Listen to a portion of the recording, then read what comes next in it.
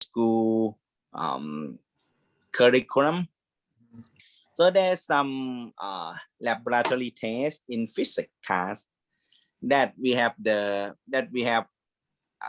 container of the water, okay, and then we have the fork in our hand, and then we tap. We put the water in at one level, we tap the edge, and we hear the sound, and the sound gonna be tap, tap, tap, until we lace the water and at the specific level. Once we tap, we're gonna hear the sound like the very clear sound, like king. That's it, because it resonates in itself. Okay, so we have the same idea. FFR is the one that, let me move this a bit. FFR is the one, let's see. Okay, FFR is the one that we gonna use the seismic wave by just tapping on our material. Okay, so the equipment that we have is just the analyzer, the sensor, and just the impactor. Okay, if you look at the bottom line of the screen, this is the pretty much the set of the equipment. Okay, and the setup is pretty easy. You attach normally, and this one is for jet grout, right? So that's gonna be soil cement, right? Deep mixing. So gonna be soil cement. So pretty much we use accelerometer. Okay, accelerometer attached as one end, and then we create the wave at the other end. Okay, and the accelerometer gonna attach to the spectrum analyzer. Okay, to the spectrum analyzer, and then we can record. And then we can record it in the time domain. So we record the vibration of the wave, or the acceleration of the wave, I should say. Okay, versus time. And then we just simply doing the Fourier transform. So we can transform the time domain into frequency domain. Once we transform it into frequency domain, we're gonna see something like this. You see, here's the sharp peak from the record, that's the magnitude. So the biggest peak is what we say that is the resonant frequency, because it has the highest energy stored in that frequency range. Okay, so it's pretty simple method doing that. And in reality, we have 3 modes of the resonance that we can test. Okay, we have longitudinal mode, we have transverse mode, and we have torsional mode. Okay, and that really depends. Normally, if you need to find the Young modulus, the one that we test is the longitudinal mode. So longitudinal mode, we're gonna attach the the receiver at one side of the sample, and then we tap the other side. So with that, the wave gonna transmit from here all the way to that.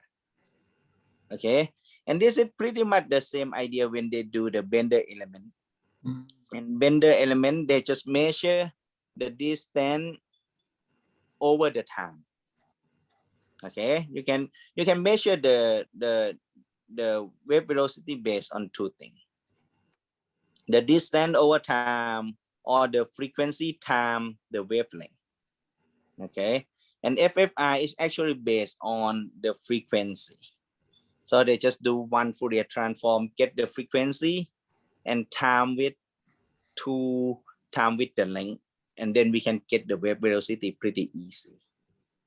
And once you know P wave velocity here, you can transfer. I mean, you can multiply, you can raise it by 2, and then multiply with the density, you get Young modulus. Pretty easy. I can summarize the equation for you later. But that is to get the Young modulus. You can also get the shear modulus based on the transverse mode, either transverse or torsional. The one that I normally do is torsion. I set up a little bit different than what is shown here, but the idea is pretty much the same. So normally we add task. Can I switch that real quick? Let me switch this one. Okay. Yeah. This is for the torsional mode. We attach the accelerometer parallel to the center line of the sample. So it oriented left right here. And then we hit the sample down at the other end. So it like you are gonna twist the sample. So that make the torsion. So that is. Can you mention the dimension of the specimen? The dimension here, normally the one that we use is 2 inches by 4 inches. Oh, I see. Yeah. So if you can make any that is 2:1 ratio. Any that is 2:1 ratio. There is the limit, right? What is the minimum size of the actually the Lecura one that we use is 2:1, but once you change the L over D ratio, that may affect the result. It won't affect much on longitudinal. It may affect some in transverse or in transverse motion. So if you use the specimen size like the for triaxial, so these are the different, right? Oh, for triaxial should be fine. That 2:4 anyway, okay, right? Okay. Yeah, that's the same size as triaxial. Okay. Let's continue. Thank you. Yeah. That's gonna be the perfect size of the diameter of L over D equal to 2. That's gonna be perfect. Okay, thank you. Yeah. And so that is the two setup that we normally do: the longitudinal and torsional. Yes. And sorry, I think I did something wrong. Still good, right? So torsional, again, this is an example of how we get the plot. This is the frequency at x-axis, the magnitude on y-axis. So we can get this is the frequency that we generate. We generate it about 10 kilohertz by tapping. Using that, can you see? This is the hammer that we made using that. And then this is the soul peak that we found. So the resonant frequency at here is 7 point something kilohertz. Let's say 7.8 kilohertz. By knowing that frequency, we multiply with 2, multiply with this is the equation. Multiply with 2, multiply with the length. Yeah. So that's why you can get the wave velocity. Yes. Yeah, and after you know the wave velocity, you can multiply, you raise it by 2 and multiply with density, then you get the G or the shear modulus. So it kind of the very straightforward. And this is the one that show on ASTM standard. Yeah. And with that in here they mentioned a bit more complex, but after you normalize everything, it's just the length. Okay. Yes. And we found out that now my study doing the testing, looking on the effect of the length to diameter ratio, and preliminary we found out that the longitudinal mode is the one that's a bit more reliable. So it does not have a lot of effect over the changing. So I recommend, if you need to test, I recommend you do that longitudinal. And for the equipment, there are some commercial equipment that you can just buy. I mean, because you need the spectral analyzer. Let's see if I have the photo here. Oops. Let me find the photo for you.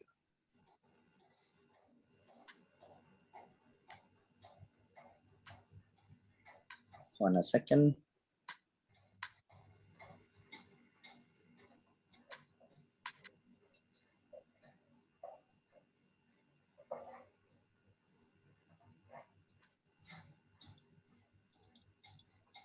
And I have to, let's see, I need to share this one instead.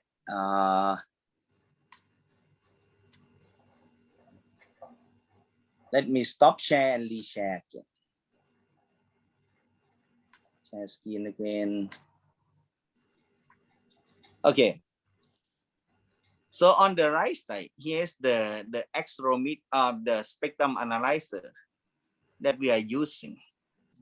This one is by geophysics. Okay, by geophysics. On the left side, I'm sorry, this is the geophone, not the accelerometer. Accelerometer is the small one, and that manufactured by PCB. And in reality nowadays, I never try myself, but we can find any accelerometer that made for Arduino or some that they use for cell phone that is very cheap, and we can try that. I myself never tried that. Or the PCB one is very fine so far, and the price, oh man, can't remember the price. Maybe I couldn't remember, maybe somewhere $300 or something. 100, right? One piece. One piece of accelerometer, and we need only one piece. This not too much, right? Yeah, that's still affordable. The analyzer, this one gonna be a bit more. The problem is the analyzer. That one is, let's see.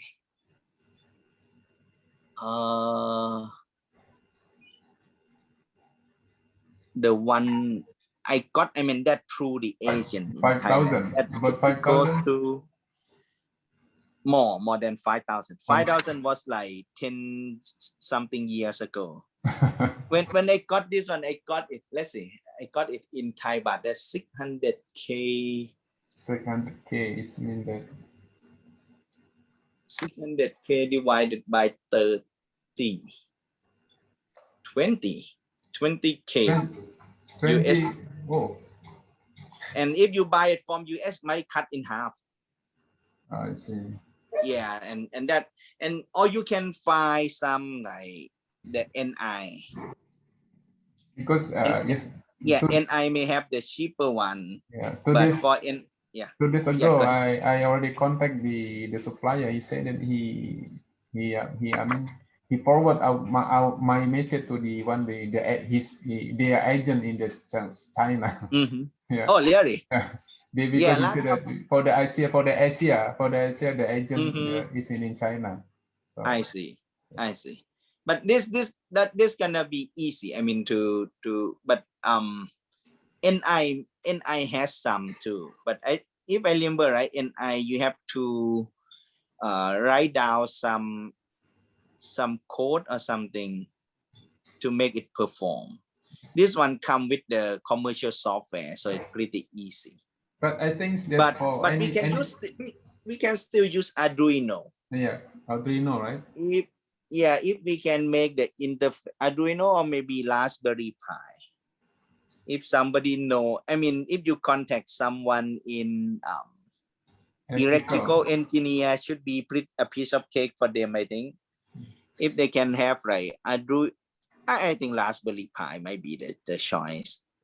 And if you have the module for Raspberry Pi, but the issue is the accuracy, right? The issue is accuracy. If we use this, that's true. Yeah, how we eliminate the noise or something. But yeah, that is something that we need to think about. And then if we can make that,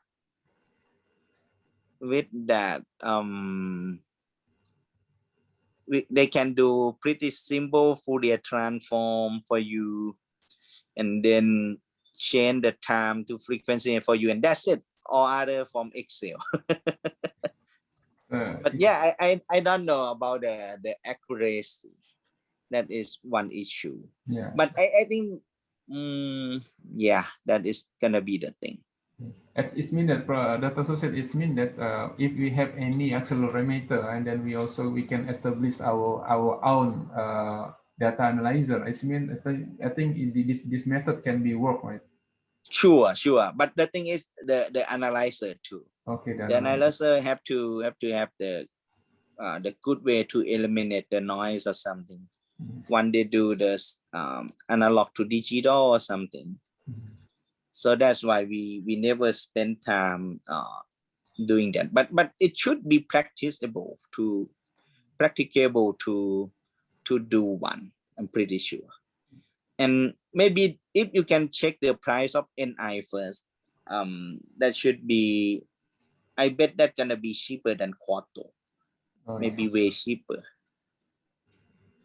Or if not, yeah, I'm pretty sure the professor in electrical engineer will say, oh man, this is so easy.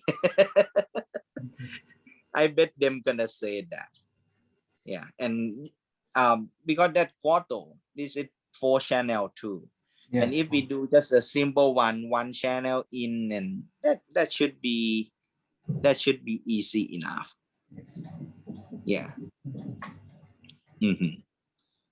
But I will send you, at least for the principle, I will send you the ASTM and the paper that I have with my former student. Yes, I think this is gonna base pretty much purely on FFR. Yeah, in this PowerPoint, you use the geophone.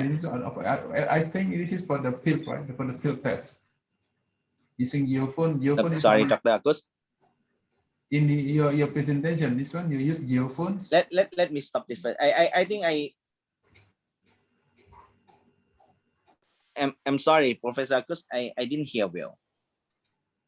Can you say again? Yes, because I know in your last presentation you present also the use geophone. I think this is not for the FFR. This is for the thing is like we use geophone for SSW. You remember when we went to to do that. Yeah. Okay. The thing is the geophone is for one range of frequency, is lower range, and here is the higher range. And for your sample, gonna be accelerometer. Can you explain also for the how to interpret also if you have the data, and then how to interpret the data? Basically for the FFR, so we use the hammer, right? Just small hammer, and just mix some knock. We just knocking. Just knock it. Let's do this. And then can we also combine? For example, if we are use the compressive strength, and we put also our accelerometer at the bottom of the specimen, and then we can also correlate this one, for example. Only we need like the dynamic, like knocking something. Yeah, not normally what we do here, we do the FFR first and put it on UTM right after that. Because FFR is non-destructive anyway. So that's gonna be easy. So you don't have to mount that thing in the loading machine. That's gonna be more complicated. And we don't need boundary. It called free because we need free boundary. So that's why if you put it on the page, it's not free anymore. It's become fixed free. So it different condition. So the easiest way, I think we do FFR that pretty quick, maybe 5 to 10 minutes, maybe 5 minutes, and then just knock it up, and then you get that one, put it UTM, you get the unconfined. Let me share you this. Yes. This is the result from that paper.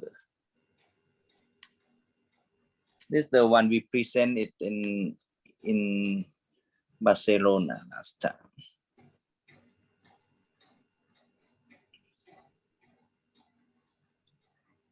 Yeah, this is the result. That is the one that we got from analyzer right after we do the Fourier transform.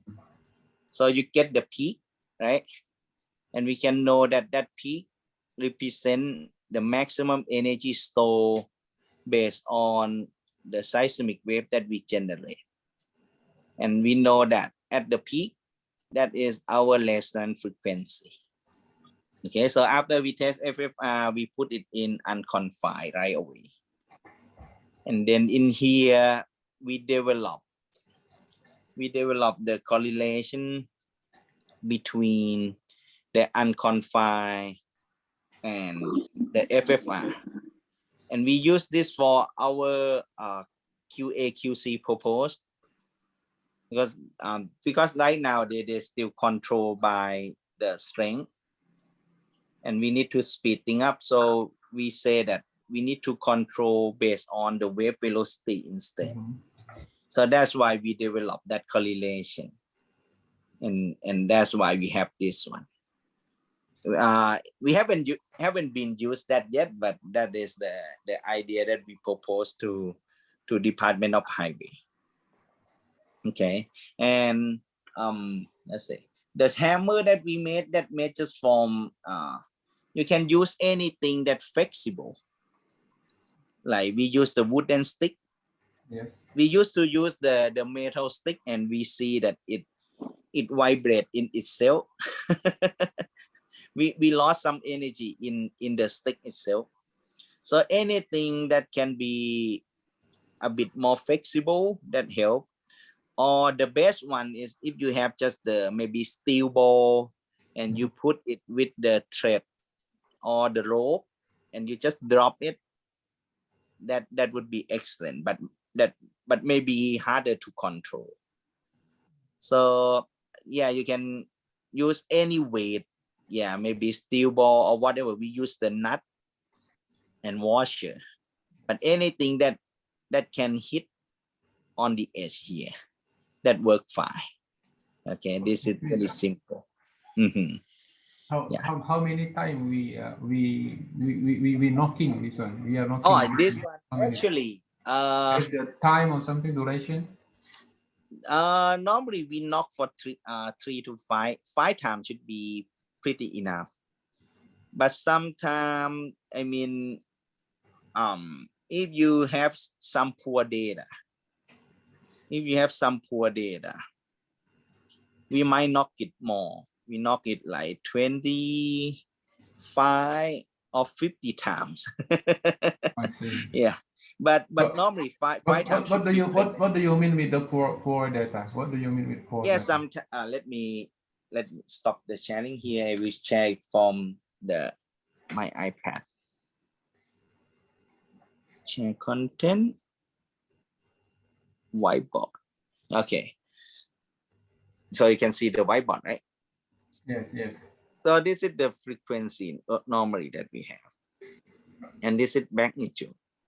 So very good data is like this. Normally when you have a homogeneous material or something, you have very distinct. Sometimes once you have non-homogeneous or poor compacted data. Oh, I see. Sometimes you have something like this. Yeah. Or sometimes you have it's like this.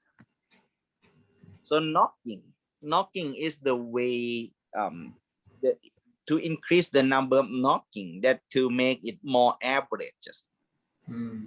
So when we averages, so because you have the signal like this, right? Yes. And then the second knock, you have the signal like this. Or if you have some noise, it's like that. And the third time, you have the signal like that. So that gonna average everything. And with that, the signal part gonna go up, gonna increase. The noise part gonna go down. The magnitude. Once you average more and more and more, you can have a better shape of the data. and that's gonna be more reliable, and that is something. And but so far, since we do the VP the Rod wave based on longitudinal, we pretty much get that, because the way we set up sensor too. For longitudinal, you set up the sensor at the end. We use the sticky glue. So the trick on testing FFI is the accelerometer had to attach or had to couple with the material completely. So using the sticky glue, the accelerometer has no chance to move. And then you hit that, you have a very clean noise, very clean data. That help. Once you do the, once you do the torsional mode, we attach the accelerometer here. Okay. And what we do now, we use the rubber band to wrap that. So there's some chance that the accelerometer gonna twist or slightly move during the knocks if you didn't attach it very well. So that make the longitudinal more reliable so far since we do that. But yeah, that the way to attach it. In the past, let me switch to another computer real quick. Yes. Oops. Stop share. Then I share this one again. In the past, we used this. You see this one. This is the inner rubber band of the bicycle. Yeah. Yeah, so that is very strong one. And then we make a small hole so we can attach the accelerometer with the cable. And that can eliminate the chance that the accelerometer will move that much. Nowadays, to do that, it takes time. And some students that does not, they don't need to tolerate that. So nowadays we try to use the rubber band. And if you have the strong enough rubber band, that should be fine. But the my bachelor degree student, they never done that. They use the weak rubber band, and we get the jumping around data, and that's gonna be poor. Yeah. So I still encourage the longitudinal because that reduce more problem. Yes. And you need, and one more thing, because it's free. Yes. You can set it up in two ways. One, we use the small rubber band in the middle, if you can see, and then we hang this one, okay, with the steel wire or any rope or whatever. You just hang it, so it hang in the air. Or the other one, you can have anything that's soft, like the foam or the sponge or whatever that is soft enough, that is way softer than your material, than your sample, and that should work fine too. Yeah, you can I think, yeah, there's some like sponge that when you use it when you wash the car or something, yeah, you can use that one. So that's gonna create a free boundary. You cannot put the sample on the table or anything. That's gonna have the fixed boundary. Yeah, and that can affect the condition. Yeah, and yeah, this FFI gonna be pretty much straightforward and gonna be the one that is very easy to work with. But it just gives you the low strain G and low strain E, not high strain. Yeah.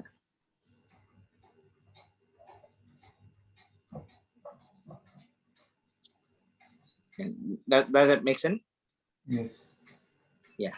So Okay, it means that the key point is for the test is one of um, the receiver, right? The receiver and data analyzer. This is this is the, I think, the key point of the test. And then also True. Yeah. the second is how we can do how to interpret, right? To interpret or analyze the data after we got the data, we got the data, and then we do some interpretation. And then if Yeah. we have 3 or 5 data, is when we do average, average all the data, and then to how to eliminate the noise. Okay. Yeah. The thing is like this. Yes. In one test, Yes. after you set up, okay, in one testing, you knock it for, let's say, 5 times. Okay. Yes. And in 5 times, one time you get the signal like this. The second time you also get the signal like this. Third time you get the signal like this. Okay, and so on. Then what they do, they keep averaging that. And Fourier transform, this is time domain. And then that become frequency and magnitude. So the first time, that it is. The first time of the data, they might have thing like this. The second time, I mean, they combine these two and average. The data shape may change a little bit. And then for the third time, they call stacking. So they keep putting things on top, and then it's much smoother. So in one testing, you have minimum of 3 to 5 times averages. And that is the frequency magnitude. And then at the very end, after you testing, you just draw it down to x-axis, and that's your natural frequency. Once you know natural frequency, you have to transform into somebody say VP, and I love to say V of the rod wave of the rod. Yeah, and V rod or VP equal to 2 times natural frequency times the length. And then if you need the young modulus, and this is low strain modulus, so that is density times V, V rod and square. And with that, you can have the E pretty straightforward. For shear, again, that is pretty much the same. The testing here is pretty much the same thing, but Fn there gonna be for Vs, okay, equal to 2 times Fn times the length too. But this Fn and this Fn will not equal. Yes. Yeah, this Fn gonna have the higher number, because normally the compressional wave can move faster. And then with that, we can have the G naught gonna equal again to density times shear wave velocity square. And that, yeah, so you can see the calculation is pretty simple. Yeah, pretty straightforward here. Yeah. Okay. That's a question, but I will be happy if you have some data, and yeah, we can talk to. If you need some help, I can help you on that. Okay, I think I will ask my student. Pak Sumi, ada pertanyaan Pak Sumi. Pak Sumi, I ask my student also. Pak Sumi, halo Prof. Ada yang ditanyakan nggak tentang ini? Apakah alatnya sudah jelas belum kira-kira? Ya, untuk alatnya masih kebingungan, Prof. Oke. Untuk alatnya kan ada penerima sama data analisisnya. Okay, that's also said. This is my student asking my student. This means that he's still, still difficult to understand about the equipment. Can you do some, give us more detail about the equipment? Because he's saying that, because the equipment, there's a receiver and also there's the analyzer, and also he's still confused about the equipment. Can you explain again about Sure. it? Sure. The equipment, the combination of the test is one is the sample. Okay, one is the sample. Yes. Then we have the accelerometer attached to the end. So this is accelerometer. Okay. Then that accelerometer gonna hook with the cable, and that go to the spectrum analyzer.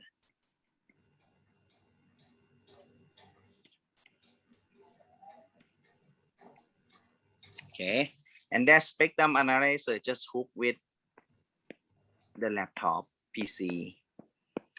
Okay, through USB cable. Okay, and then we gonna have to create any vibration, and normally we use, let's say, the hammer. So we gonna hit this one to that. Okay, when we need to test.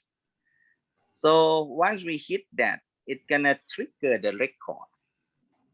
So it can create the vibration, the vibration motion in this way. And one hit create wide range of frequency. It creates from low frequency up to high frequency. And we record that spectrum analyzer will record the time domain data. And that's gonna be acceleration. Or to be exact, to be precise, that is voltage. Okay, record in voltage. And it's gonna have the accelerometer will move like that because it decay down. Okay, when we have the we hit one time, like the impact, you knock the nail or you knock something one time, we have that one record. Okay, and then what they do Fourier transform. By doing Fourier transform, it's gonna transform the thing into frequency domain. Okay, and this is magnitude. And then you're gonna have the data like that. This is the frequency range that we generate. Generated frequency. But there's gonna be one frequency that has more energy than the other, that resonates in that sample. Okay, and then we keep knocking, so we have more of the data to average.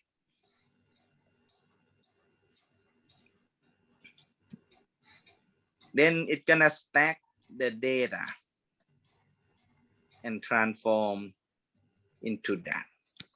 So finally, that data is from phi average time. So it's not by pure knock. If you accidentally hit the stone or something, that might disturb things, right? So we have the phi average time at least. And then, yeah, that's gonna be the one that we reliable on. So that one, the frequency at that point is the natural frequency. And from that natural frequency, we can get the wave velocity. And then we can transform that to the low strain model. Yeah. So that is the idea. Does that make sense? Yes. Yeah, I think. Yeah, Pak Sumi, begitu penjelasannya. Apa mau lihat alatnya gitu ya? Maksudnya Pak Sumi alatnya gitu. Iya, betul, Prof. Ada alat. Oh, I see. Kalau konsepnya insya Allah sudah ketangkap. Okay, I think so. He's already got the point about the concept. Okay. But the question is, if you can use sales so as about this one, the equipment, because he still cannot imagine the equipment. Oh, the equipment, yeah. let's see. If you have photo something. I have the real one. Can you Oh, wait yeah, for yeah. 1 minute? Okay. Just Let me so go grab that. Yeah, thank Let you. me go grab that. Yes.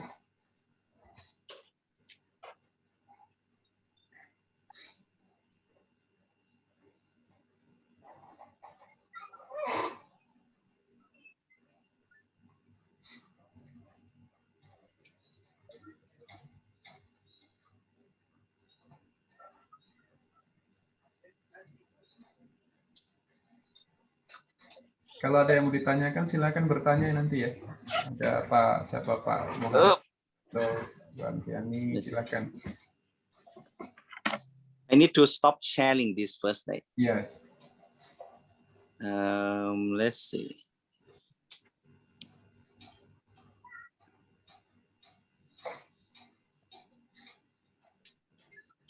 Oop. Stop. Okay, so can you see me? Okay, this is the one. Sorry, I should bring it much earlier. This is the accelerometer. Oop. This No. one is not zero. Oh yeah, this one. Is up. Oh, I have It's to. not clear, right? Let This me one. cue the background first. Let's see. Sorry. Small one. Very like tiny the pen. one. Background none. Yes. Okay. Up. So this is the accelerometer. Very tiny one, and in reality, that with the base. Is it this? Is this side? You see? Yeah, this is like the pen size, right? Yeah, pretty much. This is Apple Pencil. Yeah, So pencil. that. Yeah. Yeah. Okay. Very Small. tiny. This is 1D. This is 1D, and I think 1D enough for what we are doing. Yeah. If you have 3D, you just test. Yeah, pretty much easy. No, you still have to move the location anyway. Yes. Still, yeah. And the 1D accelerometer is enough, right, for this to test? 1D, yeah, 1D is enough. 1D is enough. Okay. Yeah, 1D is enough. And then this is the spectrum analyzer. This is my hand side. Oh. Yes, this one. Yeah, this one. Yes. By quarter. So they have 4 channels here. Oh. Yeah, like they have five channels, but we use 4, and that's just for trigger. Yeah, and we don't need any. You don't need the. Sometimes we have the trigger hammer. Yes. The trigger hammer mean it had the accelerometer inside itself, and we use that to trigger itself. And it is important for some tests like parallel seismic or something that you really worry about the initial time. But for our test, we don't need that. You don't have to spend money on the trigger hammer. Just use any wooden stick with the weight at the end should be fine. We can trigger the record using analyzer accelerometer anyway. Yeah, so that should be fine. But this is and this one is the one that making the Fourier transform for us. Yes. So we can see the good thing of this is we can see the real-time data. I used to have the not as I used to use some other professor from Korea. He had the one made from NI. And he made his own program, and we couldn't see the real-time data then. That is the painful. so knowing the real-time data might be good. But in reality, if you done if you just have some Arduino or something to record the data, and you come doing the post process, that would be fine too. But in case of I mean, you have poor data you didn't know at first, and after you do the FFR, you do unconfined, right? So you lost that sample already. So that's gonna be really dangerous. Yeah. So if we can find something that we can look at from real time, that would be even better. Yeah. Oke, ada lagi Bu Andriani atau Mas Muhammad Sudonto yang mau ditanyakan? Nggak ada. Oke, Ya, nanti mungkin Pak. Yes, Pak Sudonto. Gimana Pak Muhammad? Mungkin mendengar penjelasan dulu Pak, nanti ditanyakan ke Terima kasih.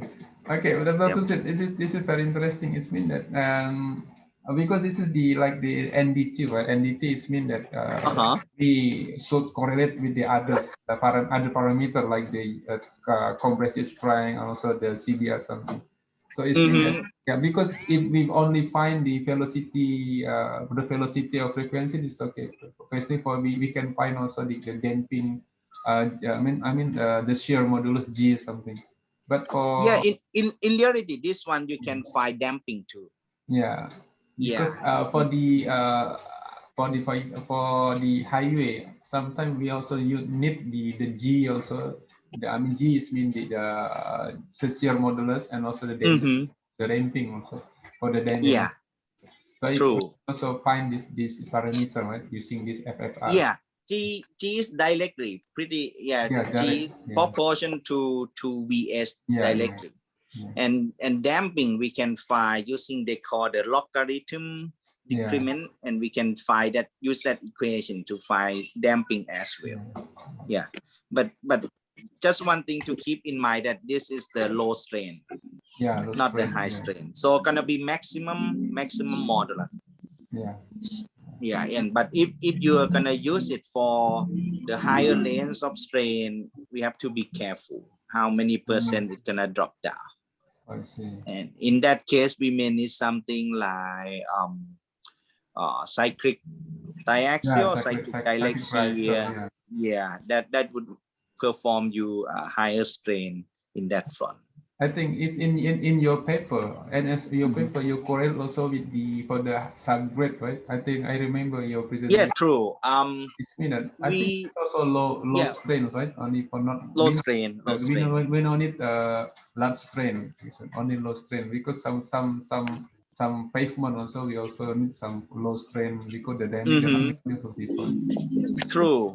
In reality, that what we try to do, we try to link it with the suction and moisture. Yeah. So we can predict what happened if the suction change or something. And I myself personally I try to use this parameter as a long-term monitoring. So as we are expecting that over the long period, the stiffness gonna decrease, and when gonna tackle for the rehabilitation. So we try to do that if possible. Maybe need more funding on that. but always. If we do research, we did also the sponsor. The main sponsor. Basically, I think the most strong sponsor is government because they already but for the company based on the project, but the government, they always have the project. So that is the thing for your project, right? This one you also monitor for the long term and in real time for the subgrade. For the subgrade, because you improve using the cement stabilization, right? For the we use cement, and nowadays we mix with some other thing. You're gonna use with polymer, right? Yeah, we have some doing with polymer, right? This one my student topic using the geopolymer. We use fly ash geopolymer, and then for the injection, this is the idea. Because if we use the application of the research is for the subgrade, to improve the subgrade, and also Okay, Yeah. it means that's why I'm thinking to add another test for my student. I think it's better to find the damping ratio or the radius something. I mean, not the shear modulus or something. This Mhm. way I remember you are expert in this area. Okay. Yeah, I will be happy to help you and your student during your research Because, anyway. yeah. Just call me anytime, and Yeah, because I'm not that expert, but I will be happy to help. no, at least you have much experience than me, right? Okay, I think. But yeah, but So nowadays in Thailand, especially in KU, we have done a lot of cement and material mixture. Nowadays we have cement, we have rubber, we have some like metal slag or something. yeah. And nowadays we trend to put FFR on every single material too, apart from just the unconfined. Yeah, so we try to add this together and hope we can collaborate. Yeah.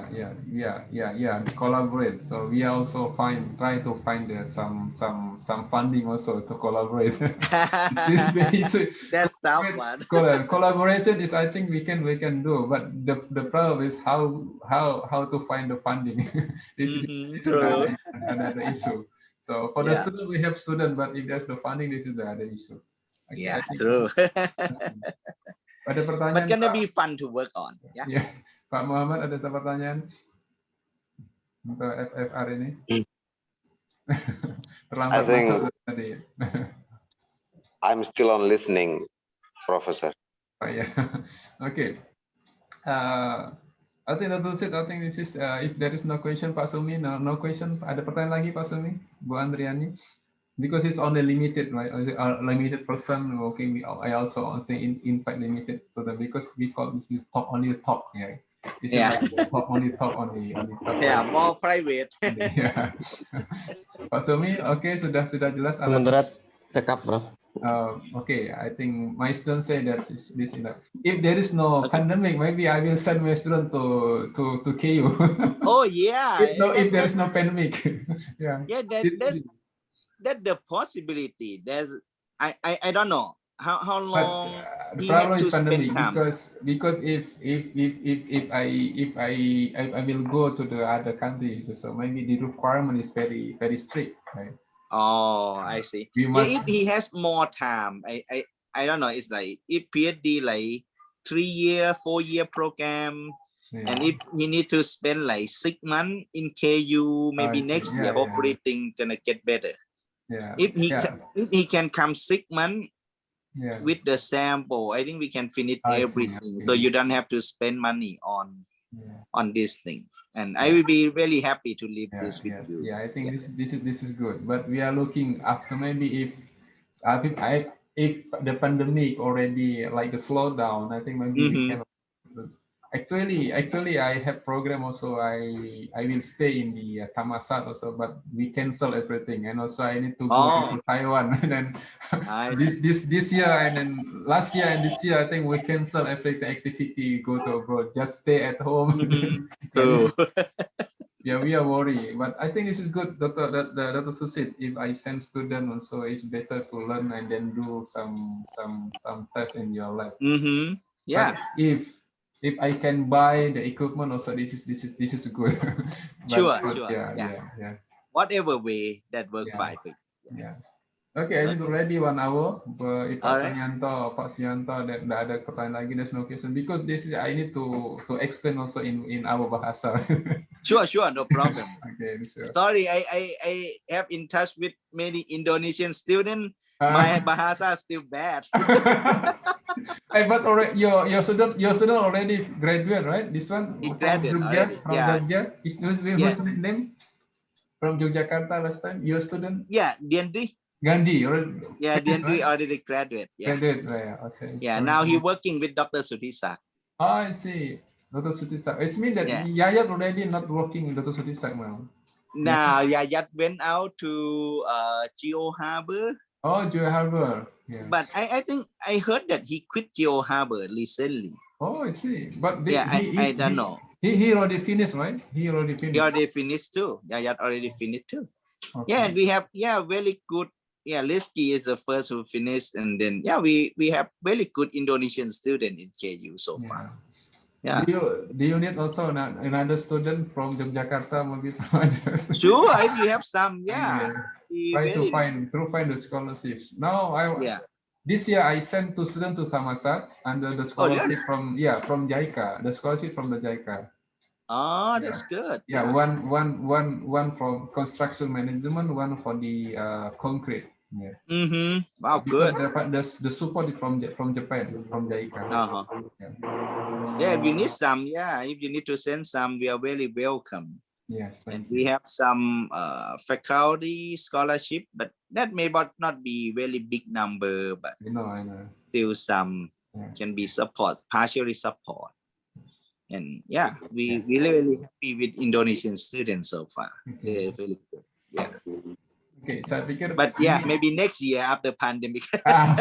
Hopefully. No, because now my student is 2nd year, so because our program is for 3 years, phase program for PhD. Because we have scholarship. The scholarship for our girlfriend only for 3 years. So now because he is now 2nd year. Listen, why I'm thinking how to foster him to graduate faster. I see. That's why, if possible, let's meeting what can we do if I can send him maybe to maybe 3 months or something is better to you, and then you can also write some report or some paper, right? Okay, programnya saya sudah rekam, nanti saya akan berikan rekamannya bagi yang terlambat hadir, nanti bisa melihat rekamannya begitu. Thank you, Dr. Susit. I think we should wrap up our meeting for our talk, not meeting, our talk today. Okay, you're welcome, and thank you for having me. Yeah, I think if we have any discussion, maybe I will invite you also. It's better, and then I will ask my student also to acknowledge you in his dissertation.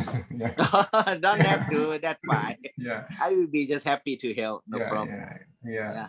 All right. Don't worry about that. Yeah. Thank you, Dr. Susit, and then thank you, and then Professor Agus, and regard for Dr. Affinity, right? And also Dr. Sutisak. Yeah. I will for sure. Hopefully I can also visit you again, maybe in the next time. Okay. Sure. And also you can also come to Yogyakarta again. Okay, we will. Thank you, Dr. Suzit. Okay, right, bye bye. Okay, thank you. Bye. Terima kasih. Ya, terima kasih. Baik teman-teman, nanti rekamannya akan saya kirim ya. Ini sudah saya rekam. Nanti soalnya tadi ada yang terlambat hadir ini. Pak Sumianto sudah jelas ya Pak Sumi ya gitu.